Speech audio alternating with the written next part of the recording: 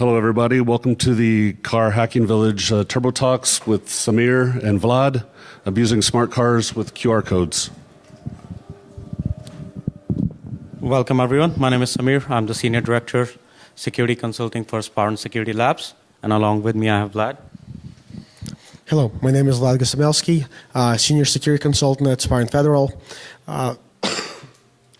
Samir and I work on doing security assessments on various devices, smart vehicles, SCADA systems, wide-scale distributed networks, satellite systems, that sort of thing. Applications, mobile, and anything in between. So let's get started.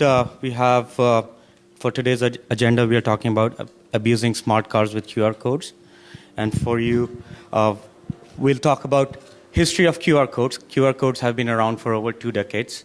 How QR code got ventured into the automotive space, what are they being currently used for in automotive industry, especially with smart cars, what are some of the security challenges around it, and some of the trivia questions that we are going to have. So please listen in carefully.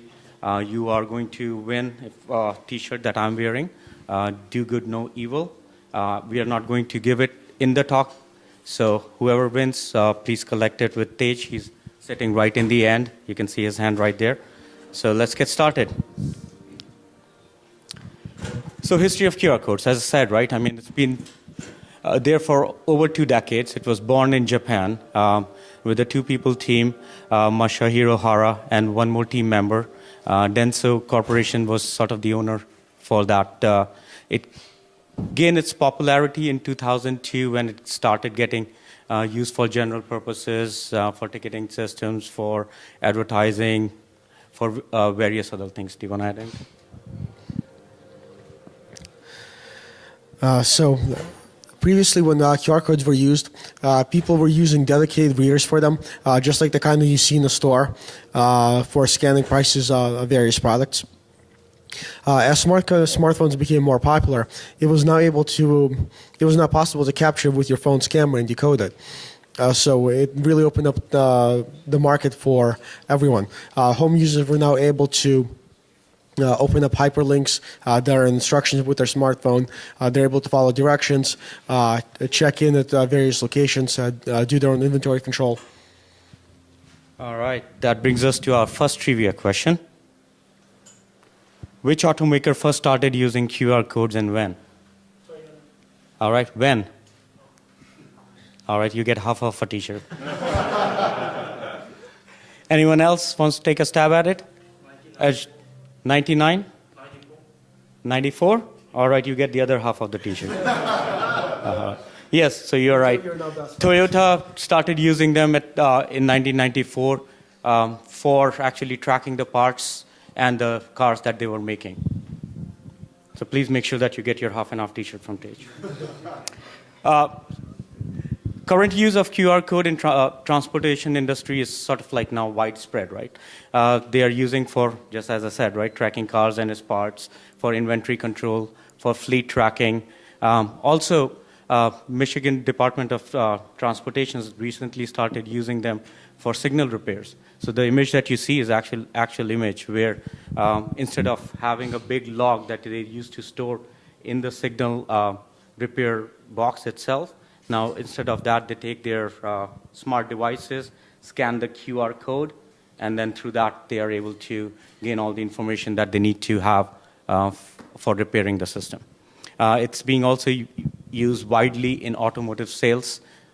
It's sort of like replicating the good salespeople because you can actually scan a QR code and get a consistent message about what this vehicle is, what are its capabilities, engine, et cetera, et cetera. And marketing and promotions have been around for ages. Vlad, do you want to? So next trivia question. So can anybody tell me if a QR code can be hacked? Yes. Do you want to elaborate a little bit on it? Create a QR code that simulates a signal that you want, and then you can project that. So that's not hacking, that's like fabricating. So you get a negative T-shirt, so you together. Yes, gentleman in the back. Anyone else? If QR codes are linked to a URL shortener, which most of them are, you can tamper with the URL shortener and redirect the user to a different place. Absolutely, you do get a shirt. So the overall answer is no. I mean, you do have to physically temper the black and white to kind of make it spoof someone. So, Please you get a full T-shirt. So now that it cannot be hacked, what is the real problem? All right. I think the next few images will tell you what the real problem is. When we start really using them for telling directions to smart cars and autonomous vehicles. and this is happening in California. California Department of Transportation is the first one to actually start rolling out QR codes on the side of the roads. That's because it's the number one location in the United States right now where autonomous and semi-autonomous vehicles are on the roads. Right now, they're using them to signal construction zones ahead. They're starting to roll out speed limit signs in the form of QR codes. So anyone want to take like a guess on what are other problems that can happen in a smart cars with QR codes? There are more T-shirts to give away. All right, I'll make it easy for you. So the first thing is, right, I mean, you could have a QR code that maliciously directs you to a link that gets a malware onto your moving vehicle or for a particular component. Then there are issues with physical manipulations. If in the night someone switches the QR code from stop sign to speed at 50 miles an hour, that could be an issue. So you could cause a lot of havoc. And then some intentional and unintentional removal of the code. If the next generation cars are going to rely on QR codes for V2X communication, then you have an issue. Because if there are lighting issues, if it's unable to read the sign, if there's too much bright light, if there's raining or other environmental factors, that could be an issue unless it's been coupled with other technologies like GPS and others. That's right. So, for example, when we do V2V, V2X communication, we're using a radio signal. The signal could be monitored. There are actually ground listening stations that would observe that communication and notice if something is happening that possibly shouldn't. As a police officer drives down the road, they can physically look at the signs and they will know if something is missing. But if it's a QR code sign, since it's not human readable, a human can't actually immediately recognize if the sign has changed or has been tampered with. Even if somebody walks up with a Sharpie marker and draws on it, it'll A, modify the sign, or B, make it unreadable. And somebody driving by at 70 miles an hour will not be able to tell the difference.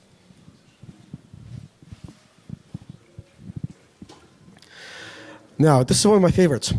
I did mention speed limit signs. If somebody were to swap out speed limit signs for 25 miles an hour school zone and 75 miles an hour on the highway, they're both valid signs, but by transposing them in different locations, you're impacting the school zone as well as the highway for the smart vehicles that would actually read the sign. And of course, you look like an idiot to the normal vehicles going on the highway because your autonomous vehicle all of a sudden slowed down or is barreling through the school zone. Other fun signs to move around are the one-way signs, traffic keep left, keep right, or if you're trying to merge into 287 north or south, and the human-readable sign is very clear, whereas the QR code is telling your smart vehicle to get in the wrong lane.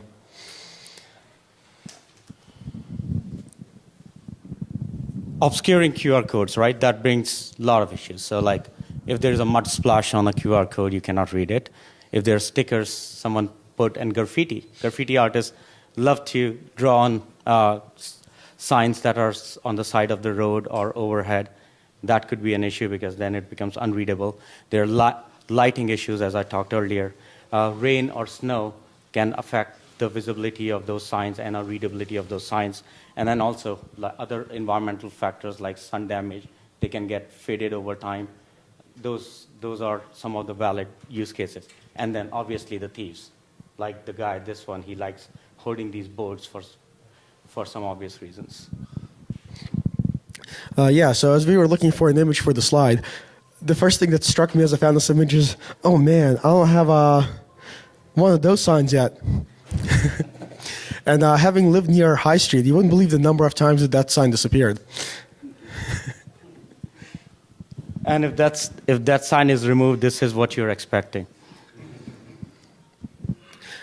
So the kind of things you typically wouldn't think about as a human driver, a sign for a boat ramp or a sign warning you to stop is not necessary for a human driver because you see that there's a boat ramp.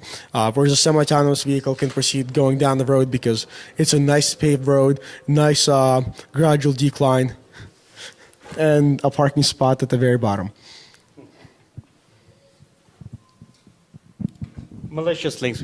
We did talk about like how a smart car can get itself into a situation where a malicious code can be downloaded on it. It could be a malware or something. So it scans a QR code then directs it to a malware site, and then the malware gets dumped onto the vehicle. So that's, again, a possibility with the QR codes as an issue. Exactly. So as we mentioned earlier, we have not seen any successful implementations of an actual buffer overflow within the QR code. But as the gentleman in the back left correctly pointed out, if you tamper with external things the QR code actually points you at, whether it's a URL shortener or another resource, you can actually then push across malicious code via that avenue.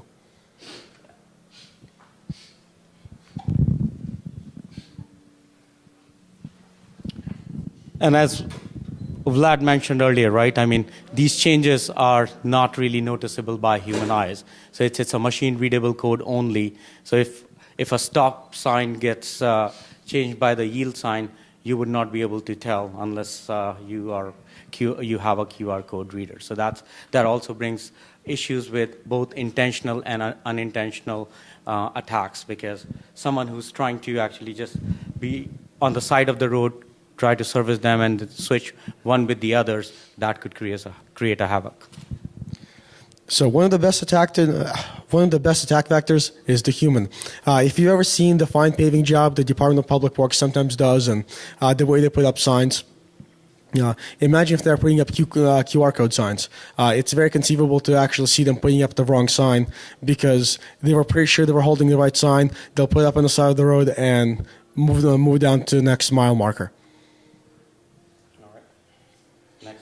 I know it's your favorite, why don't you talk about it? One of the funniest things I found, somebody who was doing a little bit of experimentation with the camera systems on the semi-autonomous vehicles. So this is actually not a self-driving car, but this is a car that has lane assist technology, and it was turned on. And they had a little bit of fun with salt. And they actually made a solid line and a dotted line around the vehicle, and the vehicle refused to drive out. So they essentially made a smart trap. You've probably seen it previously in the movies, in the voodoo acts that spray salt around and things go away. I use it for driving ants and killing them around my house. But you can also do that for smart cars.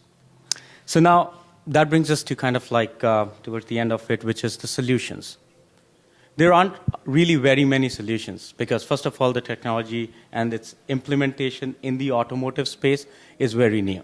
And one could do like a unique signing of the QR codes to say, hey, only autonomous cars or self-driving cars can actually read it for its authenticity. The other things that you could also do is like cryptographic validation. So essentially, for example, California Department of Transportation can create a signing key and sign their signs, and then somebody would have to either produce an identical sign, which would kill off one of the attack vectors.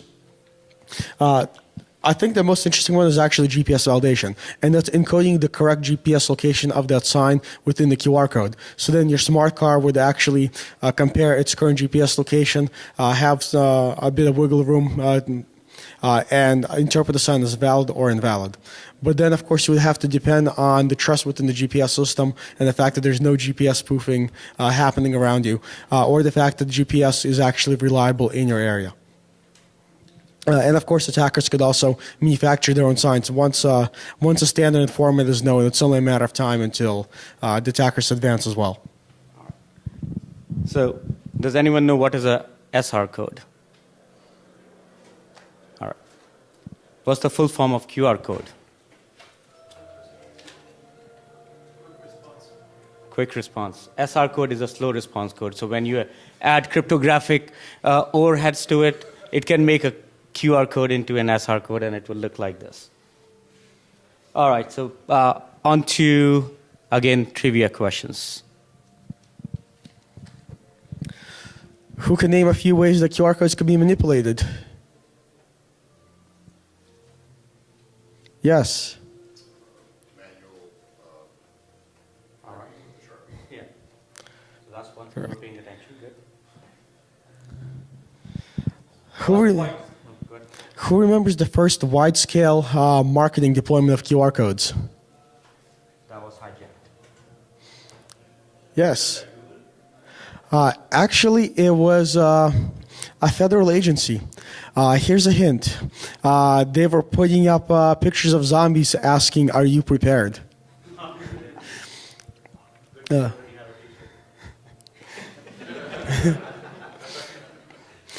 So a certain agency that's interested in people making sure that they actually have preparedness kits at home and that they know how to deal with a pandemic outbreak was putting up posters and QR codes on New York City bus stops. And then some enterprising individuals started putting up QR codes, perfectly covering up the QR code that was put up. And we actually did, yes, I have a question in the back. Not really a question, but isn't like another way, like white tape, just the opposite of the Sharpie, like block out certain parts? Yeah, an essentially negative space attack, yes. That would absolutely work. But these individuals were actually putting up links to a malicious website and to spam websites. And as really bored people were sitting there at the bus stop would take pictures of it and follow those links.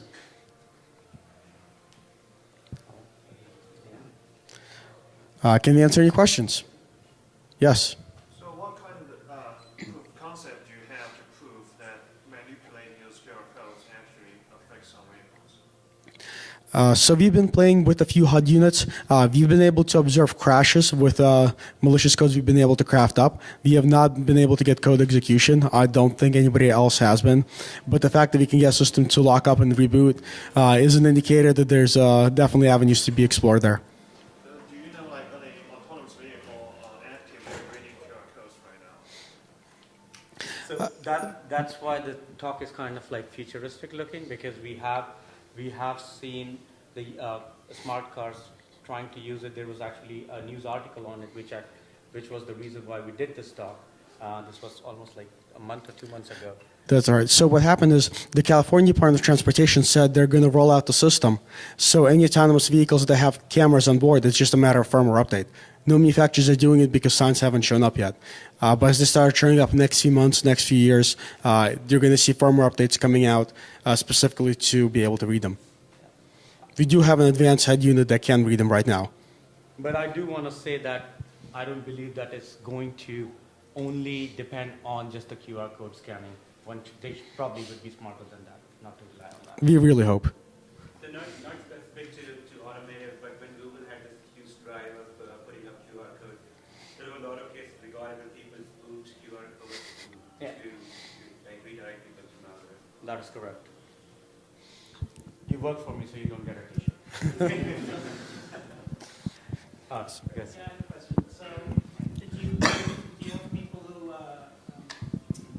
question the problems with it because people could be altering signs, causing humans to make mistakes? Like they could, cover up a stop sign. They could be doing some of these same sort of similar attacks, but fooling humans instead of AI. So we do see that, especially in inner cities. It's very popular. Thank you.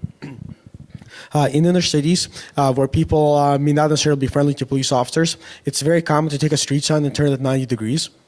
So that somebody trying to orient themselves or somebody trying to respond would get the street cross-section wrong, or they're going down one street and the street they're going down changes. So now imagine being able to use two autonomous vehicles that are supposedly immune to this. But if you're going down the road and you see that somebody was really bored and shot at a stop sign and it has some buckshot holes, you still know it's a stop sign. But if you're missing an eighth of a QR code, the error correction will not make up for it. You simply have a sign that's unreadable to you. And it could be a construction zone ahead sign, it could be a 70-mile-an-hour sign, or it could be a stop sign. That leads me to another, sorry, just to follow up. Not at all. Please. There's a lot of complexity in most QR codes that you see, but it seems like for simple messages like stop, if that's all it's trying to convey, like why not have something more resilient to those kinds of either intentional or unintentional And that's why I commented earlier, right? When the autonomous vehicles become a reality, which is very close, I don't think they will rely solely on the QR code, and that's my hope. Because again, I mean, we just shared several examples and use cases where it could fail if it just relies on a QR code scan. Exactly. So what happened is once we saw the California Department of Transportation announcement, we were able to grab the specs, we were able to grab some of the sample signs. I had used with some of the first firmware that is supposed to be able to read it, and that's all we had to go on because that's all that's available right now. It's in the proposal phase, and hopefully it's going to go through a few revisions before it actually becomes mainstream. Has anyone, and this is a curiosity question, it's not a trivia question, has anyone been able to, or doing any research in doing a man-in-the-middle attack with QR codes? Doing a remote attack with a man in the middle? In the room? Man in the middle, do you mean like man in the middle, like you put like a TV screen in front of a QR code or something like that? Something where you are sort of be able to intercept the image before it gets read by the device. It would be interesting if they start putting up digital QR codes. Yeah. So that's another one thing that they could do to at least minimize the human the physical tampering. Yeah, so digital QR coding will prevent one problem. But yeah, it opens up other issues because again, with the digital image projections, then there's lighting issues, there's like depth issues of the colors and other things. So there's other factors that needs to be taken into consideration. So the funniest thing that I've been able to play with is those of you that remember those little badges that you had, those little kids with googly eyes, where depending which angle you look at, it's a different image. It's actually possible to print out QR codes. So if you're in the left lane or the right lane, you're seeing a different QR code.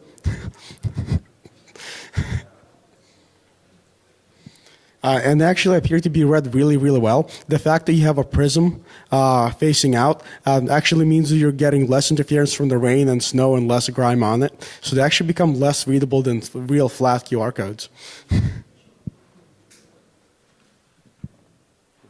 Get to housekeeping. Any other questions? Thank you.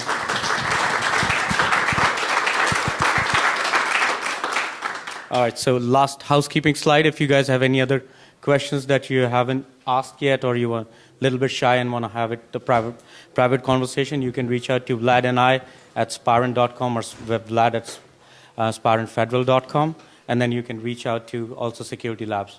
We will be in Car Hacking Village booth, so if you have any other questions that you want to get answered today, do reach out at Car Hacking Village. And thank you for attending. And please, whoever hasn't collected their T-shirt, those two guys in the back in the pink, they should be able to get you your T-shirts. Thanks, everyone. Bye.